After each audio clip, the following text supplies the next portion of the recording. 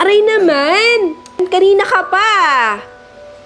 Nagdudugo na oh! Ayos-ayusin mo naman yung ginagawa mo, ha? Alam mo, mas mahal pa yun sa'yo. Yung koko ko, mas mahalaga pa sa'yo yan. Sa buong pagkatao mo. Kaya ayos-ayusin mo naman. Eh, ma'am, grabe naman po kayo sa friend ko. Hindi naman sinasadya eh. Anong hindi sinasadya? Kita mo, nagdudugo na. Alam mo, dapat hindi kita bayaran eh.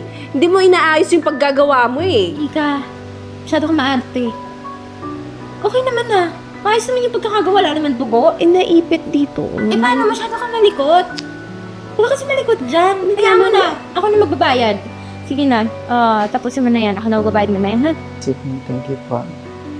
Akla, nakapagigil yung customer mo kanina. Gigigil talaga ako. Alam mo, hayaan na lang yun. Baka bigyan pa tayo ng tip nun. Eh, dapat lang.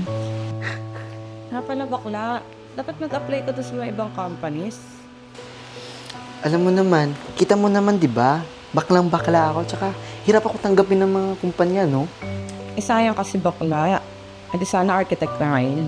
Yuki, alam mo naman na masaya naman ako sa pagiging manicurista ko, di ba? Tsaka natustusan ko naman yung pag-aaral ng mga kapatid ko, kaya okay lang yun. Siya, ikaw bahala. Eh, sino? Hello. Ito pa na yung ride ka. Tama ba yung narinig ko na graduate ka ng architecture? Yes po, ma'am. May malaking project kami sa company and nangangailangan kami ng isang architect. Gusto mo ba? Ipasok mo ta. Sige po, ma'am. Susubukan ko po. Sige, bigay mo sa akin yung number mo. Tawagan kita bukas, send ko sa yung address. Punta ka ha? Yan po, ma'am. Sige po, ma'am. Thank you po, ma'am, ha. Sige po, thank you, ma'am.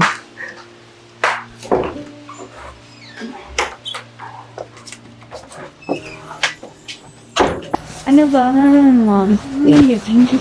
Shit. Jerwin? Anong ginagawa niyo? Anong ibig sabihin nito? Josh, di mo nakikita? JF ko. Girlfriend mo? Josh, straight ako. Kahit kailan di ako magiging tulad mo.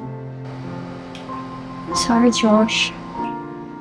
Buntis ako kasi kay Jeremy. Hindi pag-usapan ni namin eh. May sasama pala eh.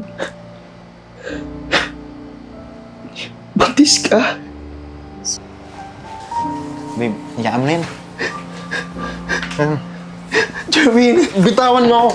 Lik ba?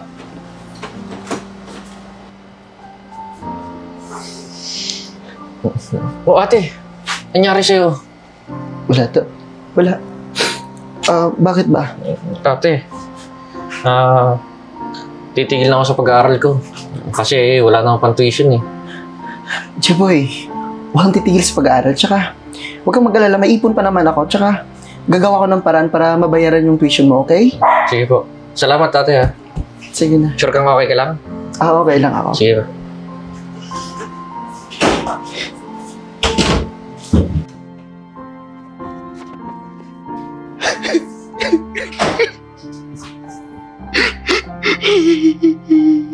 Live project na ito. Oo, gusto nyo eh. Good morning. Morning, ma'am. Josh, congratulations. Tanggap ka na. Thank you, ma'am. And sila yung makakatrabaho mo, si Architect Kylie and Architect Enzo. Hello po. Guys, meet Architect Josh. Josh, punta lang ako sa office kami, kukunin lang ako. Sige. Guys, kayo nang bahali kayo dyan. Yari sa akin to. Architect ka? Walang ingrown sa plano. Anong bubunutin mo doon? Mukha kang manicure eh. Tinan mo ha? Parang kawin na tinupuan ng buwang hayop. Mapakapangit. Tignan mo yung buhok. Kala mo bunot din, no? Enzo, ang pinagkakagawa nyo? Sorry po, sir. Sir, sorry po. Kasi, kabago-bago ng tao, binubuli nyo. Kayo talagang dalawa, parang wala kayong mga puso. Sorry, sir. Nga pala. Ano nga palang pangalan mo?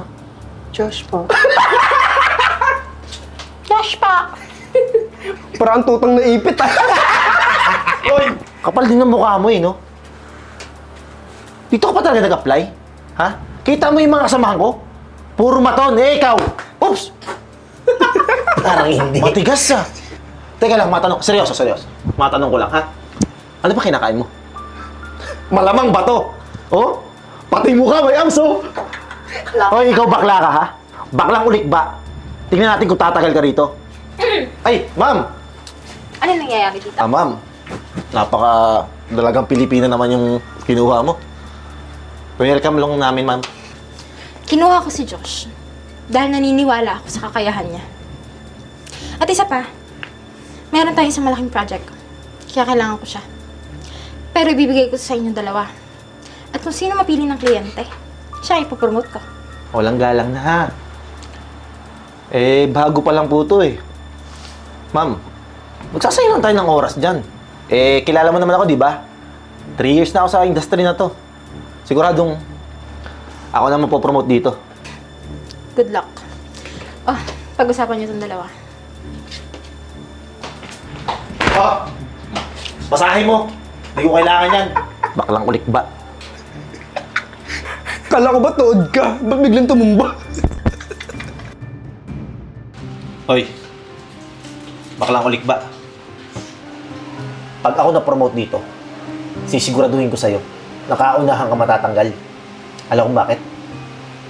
Kasi, ang mga baklang katulad mo ay salat sa company na to. Ay. Good morning, ma'am.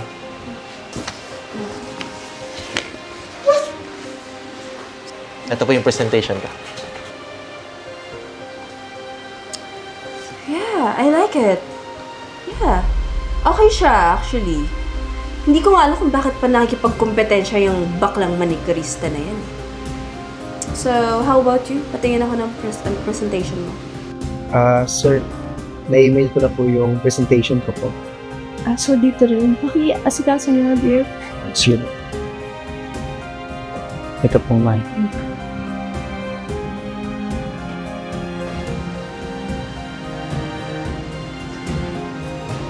I'm actually speechless. Like, ang exquisite nito actually, ang modernized, the proportion. Josh, paano mo ito ginawa? Actually po, ma'am, naging top student po ako sa school namin. Di lang po ako nabigyan ng pagkakataon dahil bakla po ako. Pasensya ka na tumingin ako sa panlabas na anyo mo at hindi yun sa pagkatao mo. Dahil ngayon ko lang nalaman na sobrang galing mo pala ng arkitekto. Humingi ako ng dispensya, ha? So, sa inyong dalawa, ang pinipili ko is si Josh. Ma'am, teka lang. Hindi mo papayag nun. Eto, magiging boss ko? Baguhan lang to eh. Tsaka, salot sa lipunan itong mga baklan to eh. Mamaya, ninakaw pa niya yan eh. Di mag-resign ka kung ayaw mo pumayag.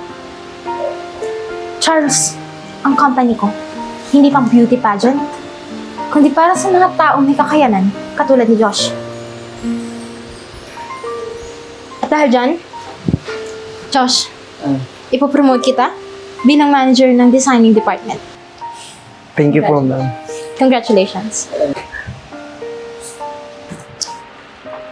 Uy, B, kamusta na? Okay, kumusta? Namiss kita, B. Nice to meet you. Inshallah mo na, B. Eto, after 1 year, naging CEO na din. Grabe yung pinagdaanan ko, pero goods na din. Ay, taray. Ako, ang dami ko ng branches ng salons. Congrats. Diba? Swerte natin pareho. Kaya nga din eh. Sir, tapos na po yung pinapagawa niyo. Sir, baka gusto nyong bawasan ko yung sahod niyo. Joke lang, ma'am. Madam pala. Sorry po, madam. Sorry, madam. Ganda ni madam, no? Baka may papagawa ka pa po, madam. Wala na, baka mahampas ko to sa'yo. Ay, sorry po, madam. Eme lang. Sige na, go na. Thank you, madam. Taray mo, B, Sir. Eto na po yung copy niya. Sir na naman. Ay, Madam. baka mabuhos ko yung kape. Madam, sorry po. Ito naman, di mabiro si madam. Pala, madam. Baka may pag-uutos pa kayo. Ipag-drive mo na lang ako mamaya kasi may meeting ako sa client. Sige po, madam. Walang problema. Tama-tama. May client rin ako mamaya. Tawagan mo na lang, madam, ha? Okay, sige. Thank you. Kakalis na kami. Grabe ka na talaga, B. Hindi tinitest ko lang yung mga employee ko.